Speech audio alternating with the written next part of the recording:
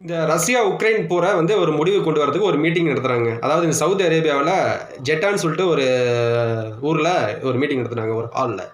அந்த ஹால் வந்து பூட்டியிருந்த ஹால் வந்து சுமார் 7 மணி நேரம் அந்த மீட்டிங் நடக்குதுங்க. அந்த 7 மணி நேரத்துல என்ன பேசுனாங்க அப்டின்னா, அதாவது 5 முக்கியமான ஒரு கோரிக்கைகள் அமெரிக்கா அமைச்சகத்துக்கு இந்த உக்ரைன் அமைச்சகம் வச்சுக்கிறாங்க. அதாவது என்னதுன்னா, அமெரிக்கா வந்து எப்பயுமே உக்ரைனுக்கு ஒரு பாதுகாப்பாவும் இருக்கணும். 2வது அமெரிக்கா பொருளாதாரத்திலயும், இந்த கனிம வளத்திலயும் உக்ரைனுக்கு நீண்ட நாள் ஒரு உறவா அமையணும்னு சொல்லிட்டு, இந்த உக்ரைன் அமைச்சகம் சொல்லியிருக்குங்க. அதாவது அது மட்டும் இல்லாம, இந்த ரஷ்யாவுல இருக்கிற அந்த உக்ரைன் கைதிகள், உக்ரைன் பொதுமக்கள், குழந்தைகள் முதற்கொண்டு எல்லாம் விடுவிக்கணும். அப்படின்னு சொல்லிட்டு இந்த உக்ரைன் அமைச்சகம் சொல்றாங்க. அது மட்டும் இல்லாம, இந்த ஐரோப்பியா போட கண்ட்ரிகள்லாம் வந்து எங்களுக்கு சப்போர்ட்டாவும் இருக்கணும்.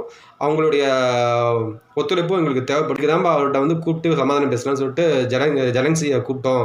ஆனா, அவரு எந்த ஒரு ரெஸ்பான்ஸ் பண்ணாம, அவரு ஒண்ணு பேச, நான் ஒண்ணு பேச அப்படியே போயிட்டே இருக்குங்க. அவரும் கிளம்பிட்டாரு, நானும் கிளம்பிட்டேன். ஆனா, இப்படி இருக்கும்போதுல சரி ஓகே நான் இதுக்கு மேல வந்து ரஷ்யா அதிபர் புதின்ட்ட நான் சொல்றோம்.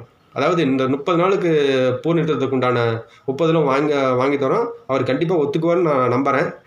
இல்லாத பட்சத்தில மீண்டும் மீண்டும் நான் முயற்சி பண்ணி நான் வாங்குறதுக்கு உண்டான வழிய நாங்க பார்ப்போம் அப்படின்னு சொல்லிட்டு ட்ரம்ப் சொல்லியிருக்காருங்க.